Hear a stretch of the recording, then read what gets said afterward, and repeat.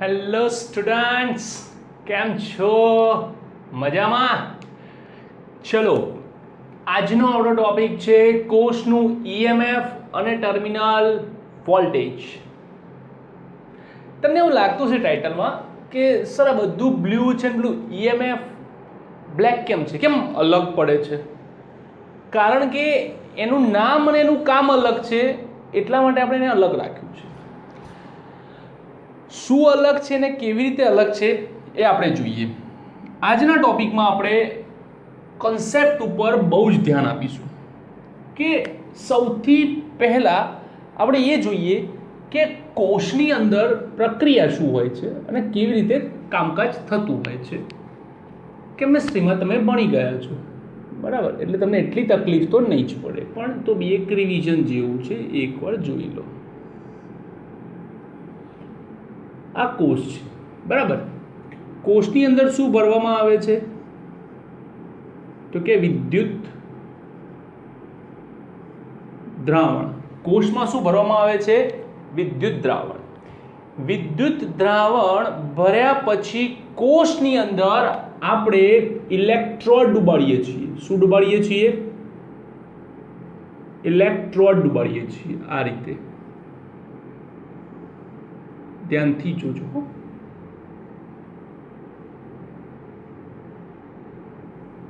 Okay, બધું electrode દ્રાવણ છે. આપણે એક કામ કરીએ, આપણે H2SO4 દ્રાવણ લઈએ, બરાબર. એવું કહેવાય છે કે H2SO4 એટલે કે ટ્વાઇસ H પ્લસ SO4 -2 મળે. ઓકે, જેમાં ટ્વાઇસ H પ્લસ એ ધન તરીકે વર્તે, SO4 -2 ઋણ તરીકે વર્તે. ઓકે, હવે આપણે એમાં એ સમજીએ કે કેમિસ્ટ્રીમાં આ પ્રક્રિયા છે રેડોક્સ પ્રક્રિયા.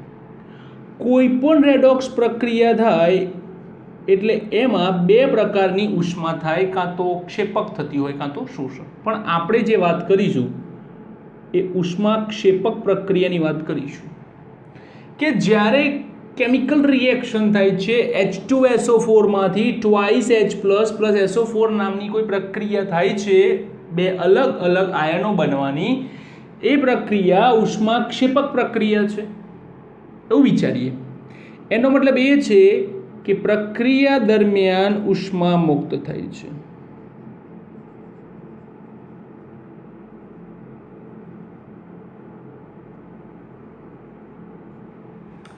જેના કારણે પેલા જે H પ્લસ આયન છે એ H પ્લસ આયન અહીંયા ગોઠવાય છે, આ ધન બને છે. આ ઇલેક્ટ્રોડ કેવો બને છે? ધન, જેને આપણે P નામ આપીશું. અને SO4 માઇનસ આયન આ બાજુ જાય છે, જેને આપણે ઋણ કહીએ છીએ. ઓકે, તો આપણે એને નેગેટિવ નામ આપીશું. એનો મતલબ એ થયો કે જે SO4 માઇનસ છે એ ઋણ તરફ જાય અને H પ્લસ જે છે એ ધન તરફ જાય. ક્લિયર? આપણા કન્સેપ્ટ પ્રમાણે તો ઊંધું થઈ ગયું છે. કેમ? કારણ કે આપણા કન્સેપ્ટ પ્રમાણે જે નેગેટિવ હોય છે એ પોઝિટિવ તરફ જવો જોઈએ અને જે પોઝિટિવ છે તે નેગેટિવ તરફ જવો જોઈએ. પણ અહીંયા પ્રક્રિયા આવી થઈ છે. આવું કેમ થાય છે એ સમજીએ. ચલો, પછી આપણે કોષમાં જઈએ. પછી આપણને કોષ સમજતા વાર નહીં લાગે, આપણો ટોપિક સમજતા. તો સૌથી પહેલાં તો એવી પ્રક્રિયા છે કે આ એક રોડ છે, આ બીજો રોડ છે, બરાબર, સળિયું. સૌ પ્રથમ આ કેવા છે? એકદમ ખાલી. ખાલી મતલબ કોઈ વીજભાર નથી. ઓકે, હવે આપણને ખબર છે કે કોઈ રેડોક્સ નામની રાસાયણિક પ્રક્રિયા થાય છે. ઓકે, આ પ્રક્રિયામાં ધન અને ઋણ આયનો છૂટા પડે છે. શું પડે છે? છૂટા પડે છે. સાથે સાથે આ પ્રક્રિયામાં ઊર્જા મુક્ત થાય છે. આ મુક્ત થતી ઊર્જા 3 ભાગમાં વહેંચાય. એક ધનમાં જાય, ધન આયન જે હોય તેમાં, એક ઋણ આયનમાં જાય અને થોડી ઘણી ઉર્જા વ્યય પામે. વ્યય પામે એ ફિક્સ છે, આપણને ખબર છે. ઓકે, હવે થશે શું કે પહેલો ધન આયન અહીંયા આવશે, પહેલો ઋણ આયન અહીંયા આવશે, એકદમ નોર્મલ પ્રક્રિયાથી. હવે જે બીજો ધન આયન છે એ અહીંયા જોઈ રહ્યો છે કે હું જઉં તો એની પાસે એટલી ઉર્જા છે કે તે અહીંયા જઈ શકે. ત્રીજો, ચોથો. કુલમ શું કહે છે? જેમ જેમ વીજભાર વધશે, ધન વીજભાર, તેમ તેમ અપાકર્ષણ બળ વધશે. સિમ્પલ સમજીએ. ધારો કે તમે સ્કૂલની રિસેસમાં ઊભા છો, બરાબર, દરવાજે. શરૂઆતમાં દરવાજે કોઈ નથી, તમે પહોંચી ગયા, પહેલો વીજભાર આવી ગયો. હવે બીજો આવશે એટલે તમે શું કરશો? રોકવાની કોશિશ કરશો કે ભાઈ ના, કેમ? અપાકર્ષણ. ક્લાસમાં કોઈ નથી આવવાનું, પણ બીજા પાસે એટલી ઉર્જા છે કે તમને ધક્કો મારીને અંદર આવે. ઓકે, હવે એક તમે હતા, એક બીજો આવ્યો, 2 વ્યક્તિ આવ્યા. હવે બંને રોકવાની કોશિશ કરશે કે ના, નથી આવવાનું ત્રીજાએ, પણ ત્રીજા પાસે બી ઉર્જા એટલી છે કે આવી જશે. ત્રીજો આવશે એટલે 3 થશે, 3 કરતાં પણ વધારે ઉર્જા 4 પાસે છે, આવી જશે. હવે થશે શું કે તમારા ચારેય જણાએ ભેગા થઈને એટલી ઉર્જા ઊભી થશે, ચારેય જણની ઉર્જા એટલી ઊભી થશે કે પેલો પાંચમો હશે ને એ બિચારો તમને ઓપોઝ નહીં કરી શકે. મતલબ તમને ધક્કો મારવા જશે પણ તમે ચારે ધક્કો મારીને એને દૂર કરી દેશો. ચારે ધક્કો મારીને એને દૂર કરી દેશો. તો એ શું કરશે? તો એ જશે કેમિકલ પાસે કે ભાઈ કંઈક રાસાયણિક પ્રક્રિયા કરો, બરાબર, અને મને ઉર્જા આપો. એ ઉર્જા એ લેશે અને એ ઉર્જા કેટલી લેશે કે તમારા 4 વ્યક્તિનો વિરોધ થાય તેટલી, અને અંદર આવશે. કેટલી થઈ? 5 થઈ ગયા. એ 5 હવે તમે પહેલા 4 હતા, 5 થઈ ગયા. તમારી ઉર્જામાં વધારો થશે. છઠ્ઠાને આવું છે. છઠ્ઠો શું કહે છે? વિદ્યુત દ્રાવણ પાસે જશે, ભાઈ કંઈક પ્રક્રિયા કર, મને ઉર્જા આપ તો હું અંદર જાઉં. જો રાસાયણિક પ્રક્રિયાને એટલી ઉર્જા આપશે તો એ અહીંયા આવશે. એ જ રીતે અહીંયા થશે, બરાબર. હવે રાસાયણિક પ્રક્રિયા એટલે કે વિદ્યુત દ્રાવણથી જે રાસાયણિક પ્રક્રિયા થાય છે એની પણ એક મર્યાદા છે. એક ટાઈમ એટલો જોરદાર આવી જાય અહીંયા કે બધા, ધારો કે તમે 10 વ્યક્તિઓ આમ આવી ગયા દરવાજે, હવે કોઈની તાકાત નથી કે તમારા 10નો વિરોધ કરી શકે. ઓકે, તો થશે શું? અંદર આવતી વ્યક્તિઓ બંધ થઈ જશે. આ જે ધન વીજભાર છે એ એટલું પૂરતું પ્રમાણમાં બળ ઉત્પન્ન કરશે કે હવે કોઈ પણ ધન આયન અહીંયાથી અહીંયા આવી શકશે નહીં. એટલે પ્રક્રિયા કેવી થઈ જશે? સ્ટોપ. પ્રક્રિયા સ્ટોપ થાય એટલે આ જે વીજભાર, આ જે સ્થિતિમાન છે એ પ્લસ થશે અને આ જે સ્થિતિમાન છે તે માઇનસ થશે. ક્લિયર? આને આપણે પ્લસ કહીએ, આને આપણે માઇનસ કહીએ. બંનેના સ્થિતિમાન લગભગ સરખા થાય. આ બંને વચ્ચે સ્થિતિમાનનો જે તફાવત છે એ કેટલો હશે? તો કે V plus minus minus V minus, તો V plus plus V minus. અને આ બે વચ્ચે જે સ્થિતિમાનનો તફાવત રચાશે તેને કહેવાશે કોષનું EMF. શું કહેવાશે?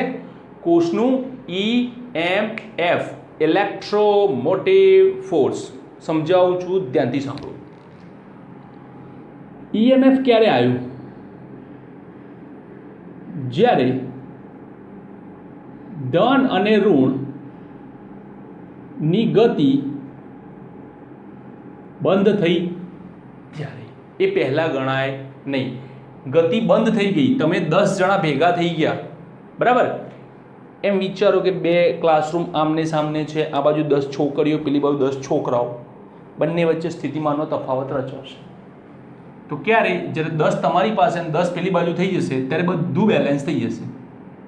Balance, totally balanced. જ્યારે ધન અને ઋણ આયનની ગતિ બંધ થાય ત્યારે આપણને EMF મળે છે. શું મળે છે? EMF. કેટલું મળે?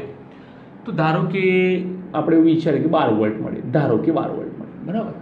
હવે સાંભળજો, હવે જે શબ્દ કહું છું ને એ બહુ ધ્યાનથી સાંભળજો કે મારે અહીંયા રહેલો કોઈ ધન આયન છે, અહીંયા રહેલો ધન આયન એને મારે અહીંયા મોકલવો છે. ચલો શું કરશો? તમે 10 જણા છો ને મારા 11મો કમ્પલસરી કોઈ એક વ્યક્તિની અંદર મોકલવું જ છે, ચાહે છોકરો કે છોકરી, આ બાજુ કે પેલી બાજુ, કોઈ પણ એકને. એવી જ રીતે ઋણ હોય તો ઋણ અહીંયા છે, એને મારે અહીંયા મોકલવું છે. કોઈ પણ એકની વાત કરીએ આપણે, બરાબર? બંનેની વાત નથી કરતા, એકની વાત કરીએ. આ છેડેથી આ છેડા પર કોઈ પણ ધન વીજભારને મારે મોકલવો છે તો તેને 12 વોલ્ટ પ્રમાણે બહારથી ઊર્જા આપવી પડે, અથવા તો 12 વોલ્ટ પ્રમાણે તેને ધક્કો મારવો પડે. ધારો કે તમે 10 જણા છો, બરાબર? અને પેલો 11મો વિચારી રહ્યો છે, પાછળથી કોક આવે એને ધક્કો મારે સડસડાટ કરતો, તો શું થશે? એનું પોતાનું બળ પ્લસ પાછળવાળી જે વ્યક્તિ હતી એનું બળ પણ લાગશે. એટલે એને શું મળશે? વધારાનું બળ. શું મળશે? વધારાનું બળ. અને કદાચ એ વધારાનું બળ એટલું હોય કે 10ને તોડીને અંદર આવી જાય તો એ 11માનો પ્રવેશ તમારા રૂમમાં થશે. એવું દર્શાવે છે કે અહીંયાથી અહીંયા જવા માટે ધારો કે 12 વોલ્ટ છે તો 12 વોલ્ટ પ્રમાણે તમે ધક્કો મારો. શું મારો? ધક્કો. ધક્કાને આપણે શું કહીએ છીએ? બળ. પણ આ બળ કેવી રીતે લાગે? વિદ્યુતની દ્રષ્ટિએ. કેમ? વોલ્ટેજ શેમાં આવે? વિદ્યુતમાં આવે. શેમાં આવે? વિદ્યુતમાં આવે. યાંત્રિકમાં શું આવે? ન્યૂટન. શું આવે? ન્યૂટન. પણ વિદ્યુતમાં શું આવે? વોલ્ટેજ. વિદ્યુતને ઇંગ્લિશમાં શું કહેવાય છે? ઇલેક્ટ્રો. બળને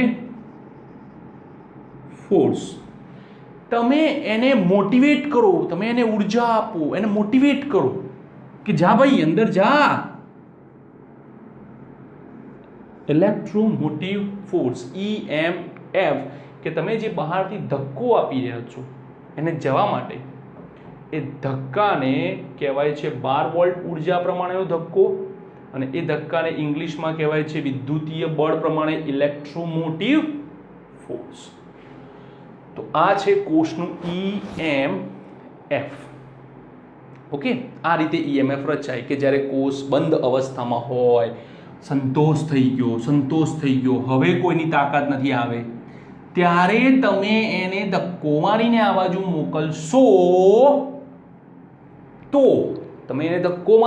મોકલશો તો EMF કહેવાશે. એને કહેવાય છે ઇલેક્ટ્રોમોટિવ ફોર્સ. ઓકે, ચલો આપણે આપણા મેઇન કન્સેપ્ટ ઉપર જોઈએ. આ તો આપણે બધું ઇલેક્ટ્રોમોટિવ ફોર્સ શું છે, કેવી રીતે રચાય છે, એની બહુ જ સર્વસામાન્ય નોંધ લીધી. આપણો ટોપિક એવું કહે છે કે ધારો કે મારી પાસે એક કોષ છે,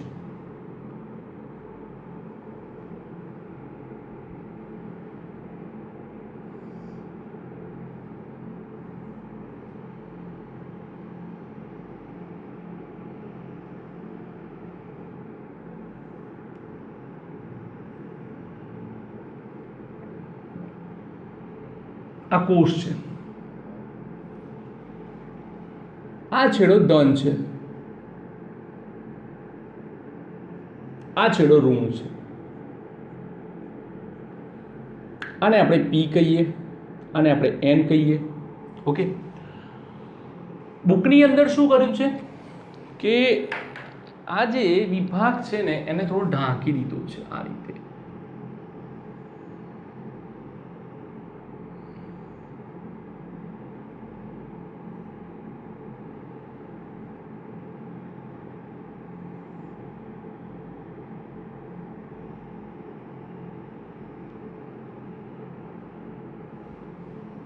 ઓકે, આ ઢાંકી દીધું છે.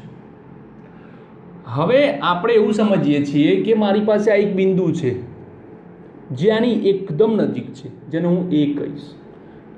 મારી પાસે B બિંદુ છે જે આની એકદમ નજીક છે, જેને હું B કહીશ. ઓકે, તો P અને A વચ્ચે નો વિદ્યુત સ્થિતિમાનનો તફાવત V પ્લસ અને B પ્લસ હોય. ઓકે, એવી જ રીતે N અને B વચ્ચેનો વિદ્યુત સ્થિતિમાનનો તફાવત V માઇનસ, પણ એ કેવો હશે? નેગેટિવ હશે. તો જ્યારે કોષ બંધ અવસ્થામાં, યાદ રાખજો, બંધ અવસ્થા મતલબ હું એવું નથી કહેતો કે કોષ ડિસ્ચાર્જ છે, ડિસ્ચાર્જની વાત નથી કરતો. હું વાત કરું છું કે કોષ કાર્યરત નથી, એ ડિસ્ચાર્જ નથી એવું નથી કહેતો. કોષ કામ નથી કરતો. અત્યારે હાલ તમે ધારો કે માર્કેટમાંથી સેલ લાયા, બરાબર, તમે ટેબલ પર મૂકી દીધો, તો એ સેલ કામ કરશે? કાર્યરત નથી. પણ તમારી બંધ ઘડિયાળની અંદર જે સેલ પડ્યો છે એ કેવો છે? ડિસ્ચાર્જ છે. કેવો છે? ડિસ્ચાર્જ છે. કાર્યરત નથી અને ડિસ્ચાર્જ છે, આ બંનેમાં ફરક છે. ફરી સાંભળો, માર્કેટમાંથી સેલ લાવ્યા, ખુલ્લો સેલ છે, આવી રહ્યો, તો એ કાર્યરત નથી. પણ બંધ ઘડિયાળમાંથી સેલ કાઢી રહ્યા છો, એ જે સેલ છે એ ડિસ્ચાર્જ સેલ છે. આપણે ડિસ્ચાર્જની વાત નથી કરતા. તો આમ P અને N વચ્ચે રચાતો પીડી. હવે અહીંયા જુઓ, જ્યારે કોષ બંધ અવસ્થામાં હશે, મતલબ કે કોઈ પણ પ્રકારની વીજભારની ગતિ નહીં થતી હોય, ઇલેક્ટ્રોનની ગતિ ધારો કે નથી થતી. ચલો આ શબ્દ યાદ રાખો ને આપણે થોડા પાછળ છીએ. કે ચેપ્ટરની શરૂઆતમાં શું કીધું? કે ઇલેક્ટ્રોનની ગતિ થાય, વિદ્યુત પ્રવાહ રચાય. વિદ્યુત પ્રવાહ કેમ રચાય? ચલો કહો. તો વિદ્યુત પ્રવાહ રચાય છે કારણ કે વિદ્યુત સ્થિતિમાનનો તફાવત મળે છે, પીડી મળે છે. હવે પરિસ્થિતિ અહીંયા એવી છે કે P છે, A છે, B છે, N છે, બરાબર. આ બે વચ્ચે વિદ્યુત સ્થિતિમાનનો તફાવત આપણે લીધો V પ્લસ, આ બે વચ્ચે વિદ્યુત સ્થિતિનો તફાવત લીધો V માઇનસ. પણ ધ્યાનથી જુઓ, કોઈ જ ઇલેક્ટ્રોનની ગતિ થતી નથી. એનો મતલબ એ થયો કે આ બંને જે છે એ સમાન સ્થિતિમાન ધરાવે છે. મતલબ કે તેમની બંને વચ્ચેનો જે વિદ્યુત સ્થિતિમાનનો તફાવત છે, જેને પોટેન્શિયલ ડિફરન્સ કહીએ છીએ, તે કેટલો હોવો જોઈએ? 0 હોવો જોઈએ. A અને B વચ્ચે, ફરી સાંભળજો, A અને B વચ્ચે કોઈ પ્રકારના ઇલેક્ટ્રોનની આપ-લે થતી નથી.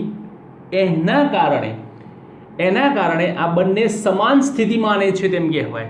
જો સ્થિતિમાન સમાન ના હોય તો ઇલેક્ટ્રોન ઊંચાથી નીચા સ્થિતિમાન તરફ આવે, પણ નથી આવતું, મતલબ બંને કેવા સ્થિતિમાને છે? સમાન સ્થિતિમાન. એટલે બંને વચ્ચેનો પીડી કેવો દઈએ છે? 0.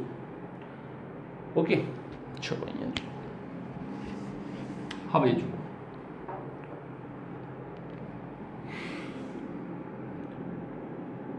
તો P અને N વચ્ચેનો પીડી V plus minus V minus is equals two V plus plus V minus EMF.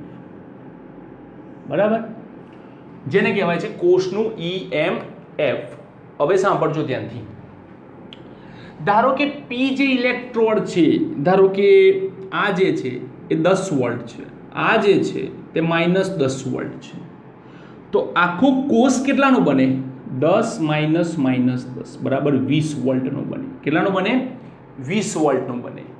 તમે માર્કેટમાંથી જે 1.5 વોલ્ટનો પેન્સિલ પાવર લાવો છો, 1.5 વોલ્ટનો, તો એ 1.5 વોલ્ટમાં ધન 0.75 હોય અને ઋણ 0.75 વોલ્ટ હોય, ત્યારે જઈને તે 1.5 વોલ્ટ બને.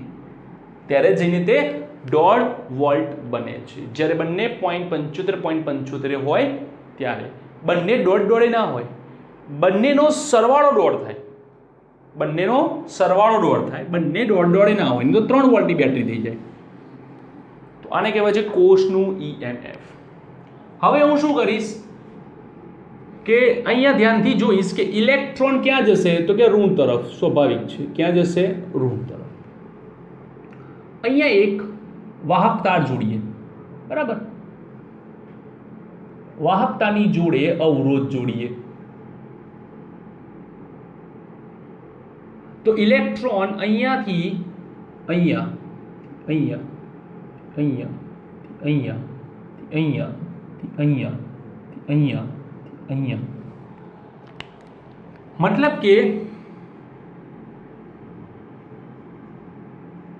ઇલેક્ટ્રોન આ રીતે આવશે.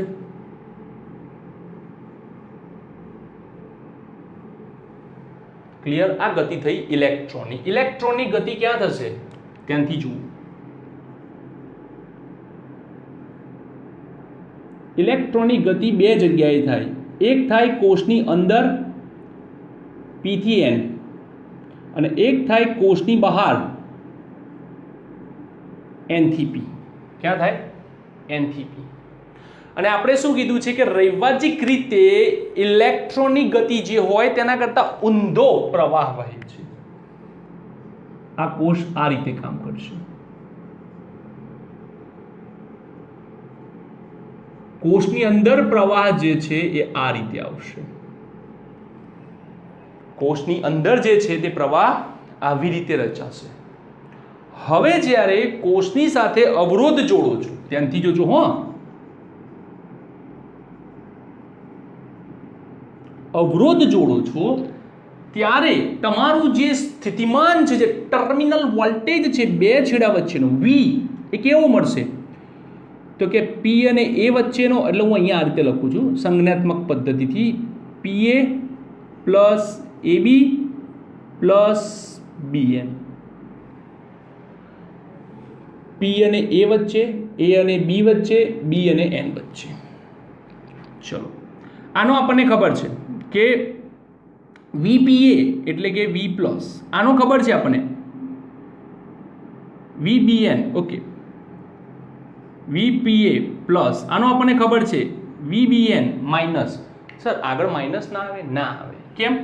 N અને B વચ્ચેનો, આને કહેવાય VPA, આને કહેવાય VNB. હવે આપણે શું લીધું છે? ઊંધું છે, BN લીધું છે, BN લીધું છે એટલે ઊંધું થઈ જાય. એટલે આ જે માઇનસ છે એની જગ્યાએ શું થઈ જશે? પ્લસ. ફરી સાંભળો. હમણાં આપણે એક થિયરી જોઈ હતી, વિદ્યુત પાવર અને ઉર્જા. VA minus VB greater than 0 હોય તો VB માઇનસ VA શું થાય? Less than 0. આને શું લખાય? VAB. તો આને શું લખાય? VBA. યાદ કરો ને, ચેપ્ટર નંબર 3 ગતિ, સાપેક્ષ ગતિમાં બી આવું આવતું હતું. આ સંજ્ઞા બદલાઈ જાય એટલે નિશાની બદલાઈ જાય.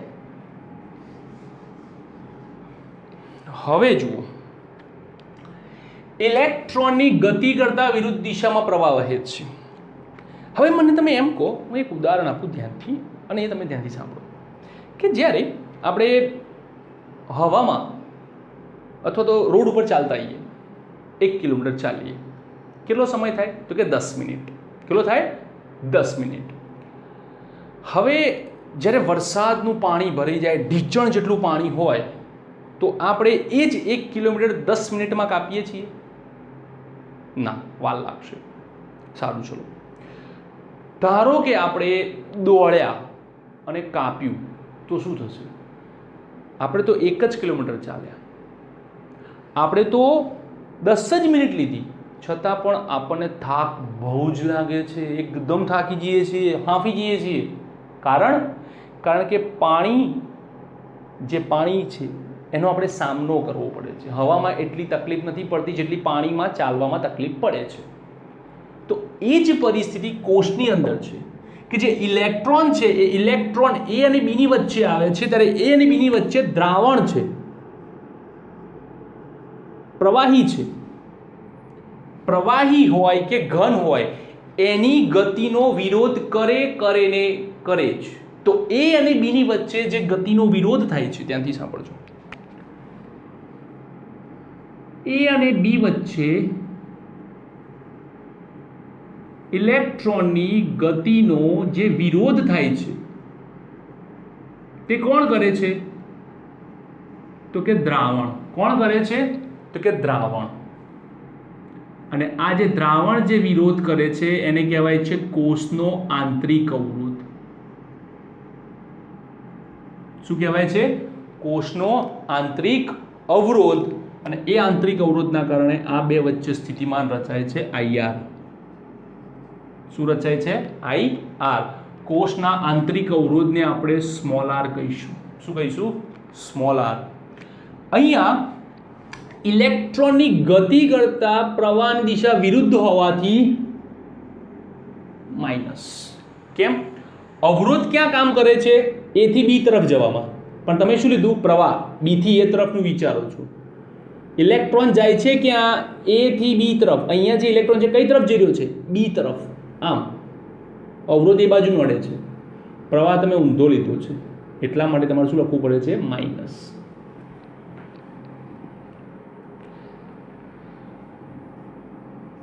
V plus plus V minus EMF. V is equals to epsilon minus IR, જ્યાં A અને B વચ્ચે ઇલેક્ટ્રોનિક ગતિનો વિરોધ થાય છે. કારણ કોણ છે? દ્રાવણ છે, જેને દ્રાવણનો આંતરિક અવરોધ કહે છે. હંમેશા યાદ રાખો, હંમેશા, કે જ્યારે માર્કેટમાંથી સેલ લાવો છો ત્યારે તમારી પાસે પહેલો ઓપ્શન છે કે તમે સેલની પ્રિન્ટ જુઓ છો. પ્રિન્ટ ઉપર 1.5 વોલ્ટ લખ્યું છે, તે EMF છે. ઓકે, હવે તમે શું કરો કે સર્કિટ બનાવો અને આવી બનાવો. જુઓ,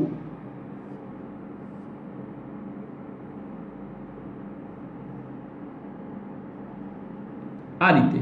આ તમે જે પેન્સિલ સેલ લાવો છો,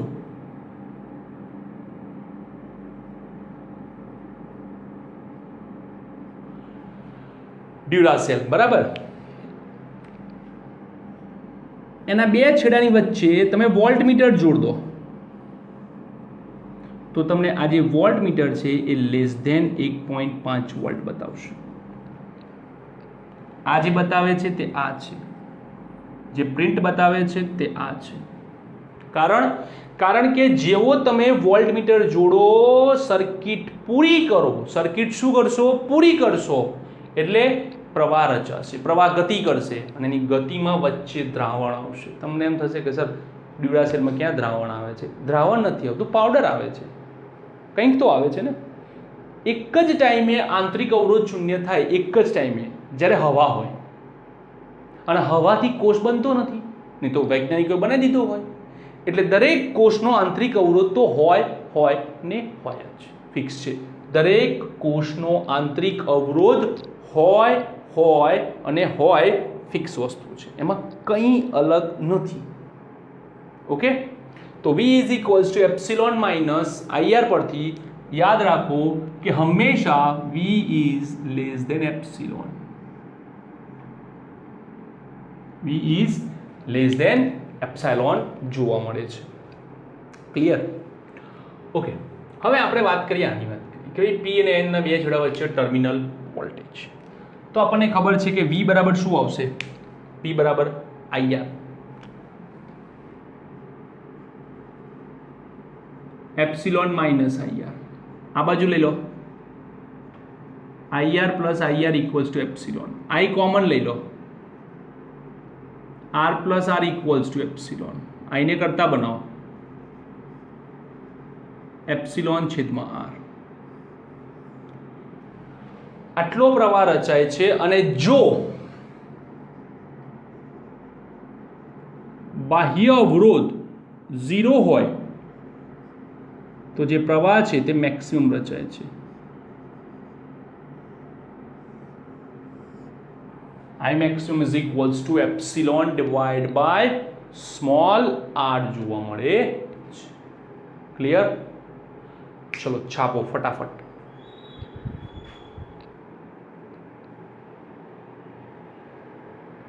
છપાઈ ગયું? ઓકે, હવે જુઓ,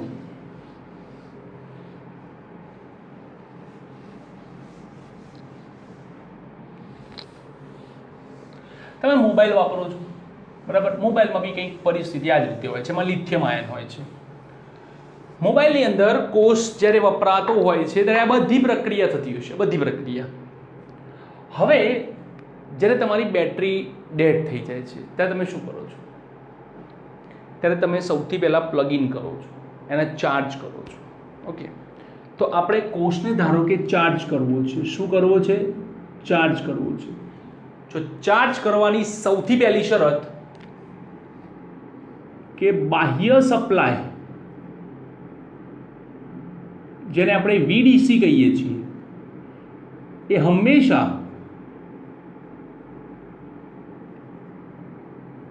ઈએમએફ થી મોટો હોવો જોઈએ.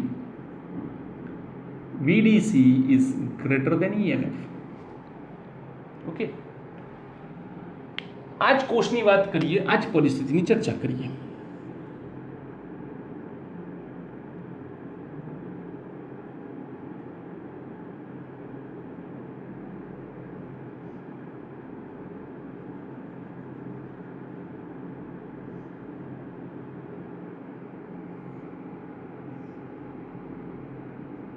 હવે જોજો ધ્યાનથી.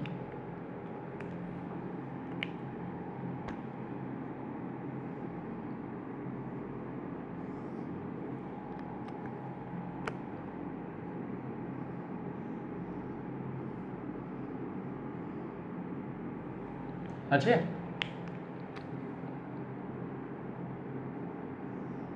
આ જો અહીંયા તમે સપ્લાય બહારનો આપી દો, બરાબર, ડીસી સપ્લાય.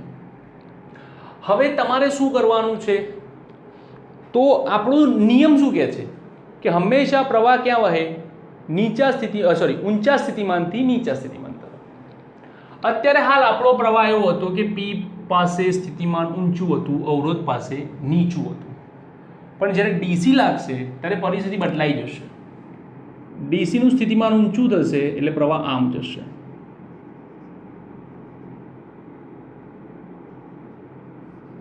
આ દિશામાં,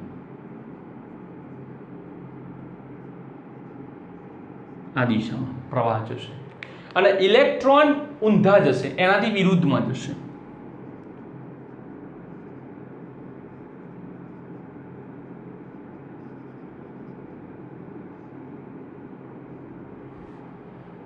ઓકે, તો આ જે સમય છે તે ચાર્જિંગનો સમય છે. કયો સમય છે?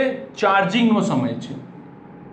આ સમયે તમારું જે ઈએમએફ છે V is equals to epsilon minus IR માં પ્રવાહની દિશા ઉલટાઈ જાય છે, માટે માઇનસ I કરવો પડે.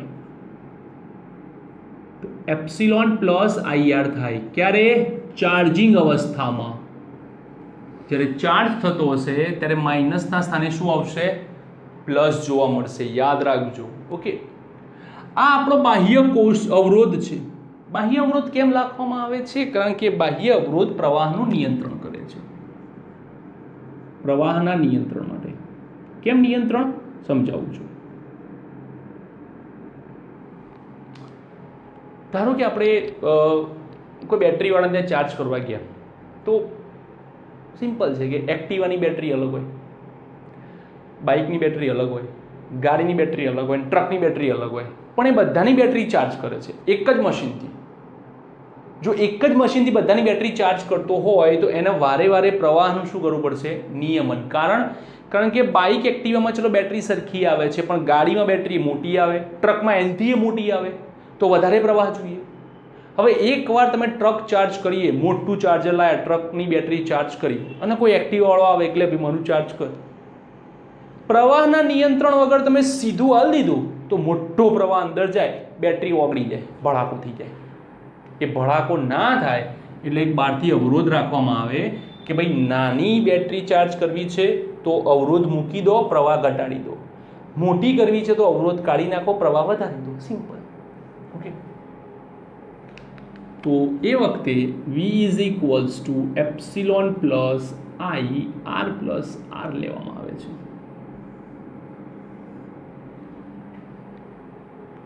ક્લિયર? તો આ છે ચાર્જિંગનું સૂત્ર અને ચાર્જિંગનો ટોપિક. ટેક્સ્ટ બુકમાં નથી આપ્યો, પણ તમારે જાણવું ખૂબ જ જરૂરી છે. ઓકે, તો બધું ક્લિયર. કોષ શું હોય, કોષનું કામ કેવી રીતે હોય, કોષ કેવી રીતે કાર્ય કરે, એના સૂત્રો, બરાબર, બધું લખી નાખો. Got it? ઓકે, લખી ચલો ફટાફટ.